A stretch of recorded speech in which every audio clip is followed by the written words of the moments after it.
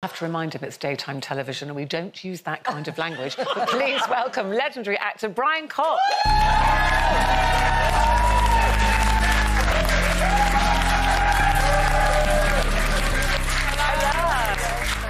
Welcome.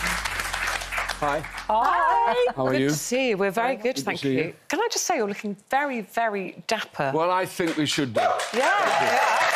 I see too many people turn up on television and look like the dog's dinner. Yes. And I've decided I'd rather look like the dog's lunch. Well, rather you than the dog's look very, very well, and we're very appreciative of you dressing up for us. But we were talking earlier about kind of red carpets and dressing up, and do you like dressing up? Have you had outrageous outfits? No, I've been very lucky. I've got a guy who's a stylist who's reinvented me.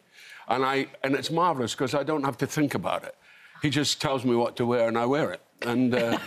And that's it. Did you do this on site? No, I did this. Because he's back there, so I mean, he's back in the States, so I kind of improvised. This is... It's a great colour combo, Brian. This is Armani. Oh, yes.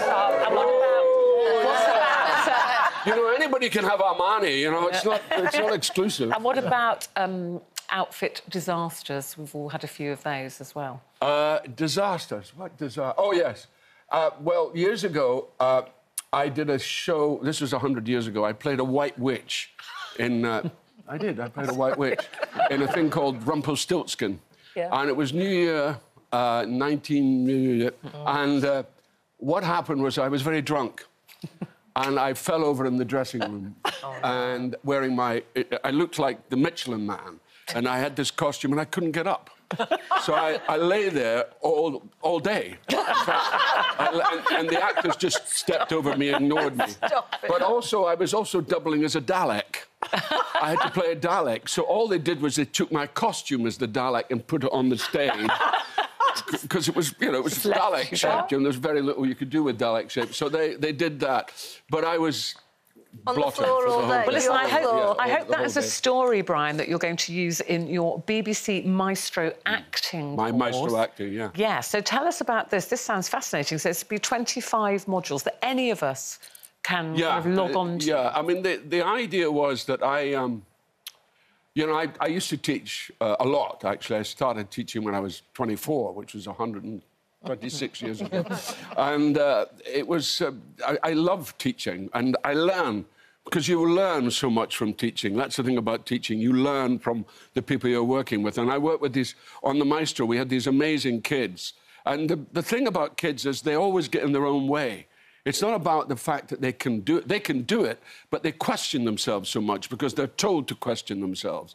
So I've tried to unquestion them and say, look, you can do it. Just give yourself a break, relax, and get on with it. And they were pretty amazing. I'm salivating, because I started at 15 and I didn't go to drama school.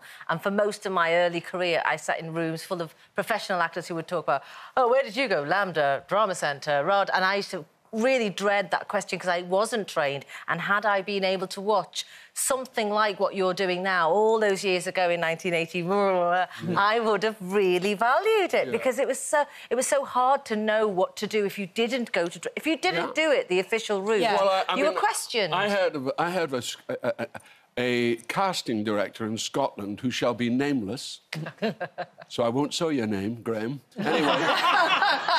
Anyway, he said he will not audition people who have been to drama school.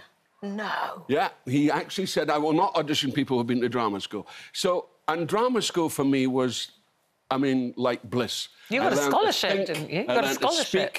Pardon? You got a scholarship. Oh, yeah, I got a grant. I mean, that was in the 60s when it was very welcoming, unlike what it is now, and nobody's welcome to do anything. You know? I read in your autobiography about growing up in Dundee, how there were so many cinemas and only one theatre. And didn't you get a job just like sweeping up the lowest of the low? Well, my start was to take the money to the bank and to sweep the stage at 6 o'clock, mop the stage at 6 o'clock in the evening. And I thought... In retrospect, I thought I was 15. They allowed me to take the takings from the theatre. And Dundee, you know, come on. You know, they had somebody who was you know, legitimate. I mean, so I could have easily run off with the takings, you know, and I would have, you know, if I'd kept it up for a whole week, I would have made a fortune, but I didn't think about that at the time. Brian, we're obviously all, well, most of us, certainly on this panel, are obsessed with Succession. Yes. And I just wondered for you, because if I'm right, you've gone from being one of our most respected and well-known actors to being one of the most famous faces on the planet. How, at a later age, have you taken to that? I think it's timing. You know, I think I'm lucky that I did it when I did it. You know, I was always, you know, it was a positive thing on my part. I never wanted to get to that point where you're...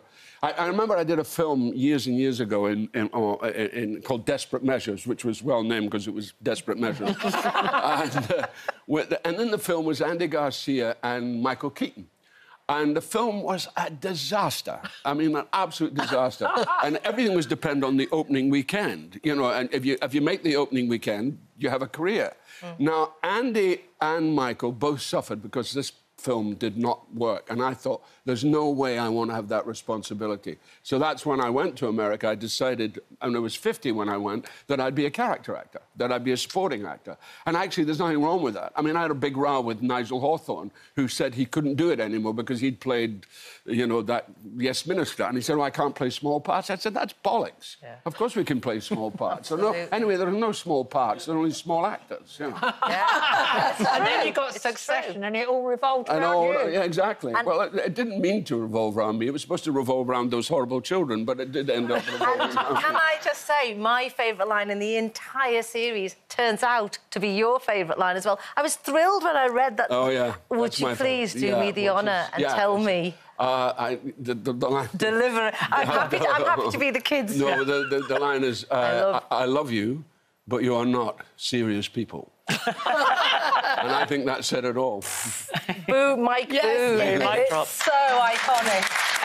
We must just also mention, so BBC Maestro Acting courses for anybody. Well, it's for anybody, age. and it's particularly for the young people to feel they can connect. Yeah. Because the problem that we have nowadays is the working class kids have no pathway to the theatre. Absolutely. That when I had, and probably we both had... Well, I got a grant in the 70s. It was quite easy. Exactly. So we were welcomed. I mean, when I came to London in 1963, I was welcomed, and I couldn't believe it. I was given carte blanche to do whatever I wanted, and I had a grant I was taken care of. And I just think we were poorer then than we are now. Yeah, so what went wrong? Well, listen, we could talk to you all afternoon. Sadly, we can't. I must also mention your news show, 007 Road to 1 Million, is on Amazon Prime. Yes. And I did warn him about the language for daytime television. So if there was anything there, a little fruity, that might have offended any of you, we do apologise. But it's Brian Cox. I haven't said everything.